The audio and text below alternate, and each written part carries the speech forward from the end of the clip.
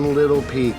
But then after that, I don't want you to open this box or tell anyone anything about it. You got it? Got it. Totally top secret.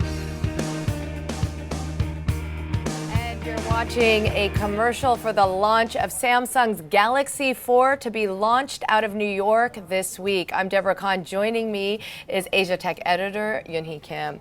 Okay, Yun-Hee, how surprising is it that they're choosing to launch this in the U.S. instead of out here in Asia? Right, it was a surprise for Samsung to come out and say we're launching this device in New York.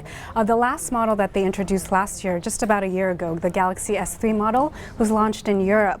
And so the fact that they're actually launching this in Apple's home turf has gotten people to think, why are they doing this? They're really keen on expanding in the U.S. market. It's really a market that they haven't been able to really gain ground because of the popularity of the iPhones in the U.S. And so by launching this flagship high-end smartphone there, they're sending a really big symbolic message. Okay, and also, I mean, with the commercial and the hype around it, right, a little bit Apple-esque, I think you could say. Very much. They want it to be a big mystery, and then they want to launch it to everyone at the same time. Okay, so what is it going to be like? I mean, do we know anything about the smartphone and how it's different from the 3? Right, well, Samsung's very tight-lipped about the major specs of this new high-end smartphone, but industry watchers are saying that it's, in terms of hardware, it'll likely be a bigger 5-inch screen, and they'll be using OLED technology, which allows these screens to be brighter and more energy efficient. It should be thinner and lighter, probably. It'll have a faster processor, which makes the download on the network much faster. And Samsung has filed a trademark filing in the US for something called the iScroll. So that kind of raises speculation that they're going to have this new software feature in the phone that allows people to kind of track the device to track the eye movements of consumers, and when you hit the end of a page, it kind of automatically scrolls up. So we'll have to wait and see if that feature is actually in this device. Okay, Apple and Samsung, of course, highly competitive, run neck and neck in some markets, Samsung taking the lead in some markets outside the U.S., Apple, of course, inside the U.S. So what does Samsung really need to do to stay competitive?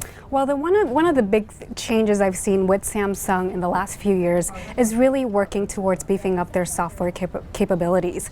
They've been manufacturing phones for like over 15 years, and so that is their real strength. But the reason why that they haven't been able to gain an upper hand in this market is really because they haven't been able to do much with their software. So over the last year, the company has really invested in software engineers. They've ended up hiring a lot of people from India, Europe, Russia, China, in order to develop unique software features that will actually allow them to kind of avoid the patent litigation with Apple. As you know, Apple has been accusing Samsung, saying that Samsung's basically copying a lot of the stuff that they have in the iPhone, and so that is what they're placing an emphasis on. And you also will notice that they've been placing a lot of emphasis on advertising and marketing. They're spending billions of dollars on marketing just to kind of build up their brand image in the U.S., where Apple has such a big presence. So we'll have to wait and see when the new device comes out in the market, but there is really a lot of high expectations about this new device. I mean, I have to admit, it's occurred to me, what more can a smartphone really do? Because it seems like they do everything now. Right, so what Samsung really needs to do is wow consumers in terms of hardware and software capabilities. Yeah. Okay, thanks very much, Yun-Hee.